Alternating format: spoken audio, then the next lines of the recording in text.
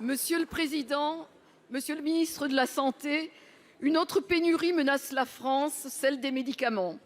L'alerte lancée récemment par l'Agence nationale de sécurité du médicament et des produits de santé concerne les traitements les plus courants du diabète de type 2.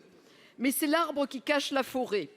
Depuis janvier, les ruptures d'approvisionnement des officines augmentent de manière constante et sont en passe d'être multipliées par 2. Au-delà des antidiabétiques, les médicaments qui luttent contre l'hypertension ou les médicaments anticancéreux sont également concernés par ces tensions, tout comme de plus en plus de médicaments. De manière plus générale, les princeps ou les médicaments qui n'ont pas d'alternative thérapeutique connaissent ces difficultés. Les témoignages émanant du terrain sont clairs, il manque de plus en plus de molécules chez les pharmaciens. En 2018 déjà, notre collègue Jean-Pierre Decool avait soulevé ce problème lors d'une mission d'information demandée par le groupe Les Indépendants. Des pistes d'amélioration de notre système avaient été proposées. Les causes de ces pénuries sont multiples et l'aggravation de la situation est due en partie aux fortes tensions déclenchées par la pandémie de Covid-19 et plus récemment par la guerre en Ukraine. Beaucoup de nos médicaments viennent d'Asie. Les matières premières pour les fabriquer sont quasiment toutes hors Union européenne.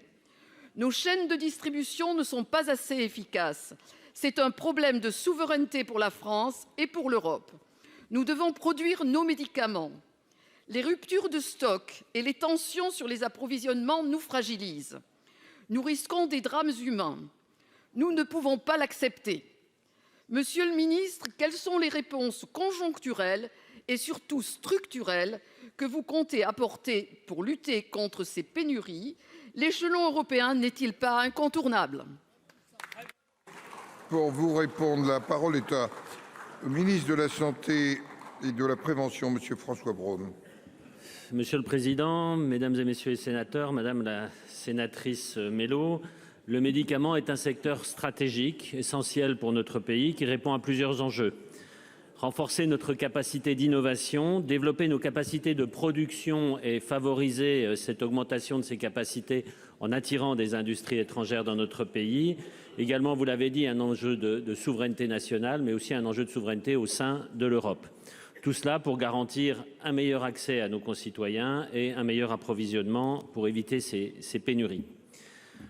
Le gouvernement est fortement engagé dans la suite du président de la République pour soutenir l'industrie du médicament. À titre d'exemple, mais vous le savez, des engagements forts pour l'innovation, maintenir l'innovation, que ce soit en termes financiers, avec 10 milliards d'euros qui ont été mis dans le cadre du plan 2030 et des plans à côté, et également dans le cadre de pour favoriser l'accès aux médicaments très innovants pour nos concitoyens. C'est un secteur en forte croissance. Nous respectons là aussi les engagements du président de la République devant l'industrie du médicament. Nous allons même au-delà. Et l'année prochaine, c'est 800 millions d'euros supplémentaires qui seront mis dans cette industrie par la sécurité sociale. Tout ceci n'est pas incompatible pour autant avec les efforts justes et proportionnés que nous demandons à cette industrie. Nous devons, en responsabilité, favoriser son développement, mais je le rappelle, c'est bien le budget de la sécurité sociale, le budget des Français qui paye cette industrie.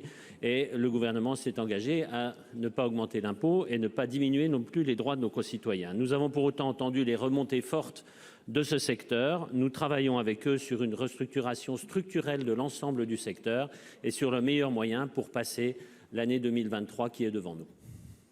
Merci. Je vais donner la parole à Madame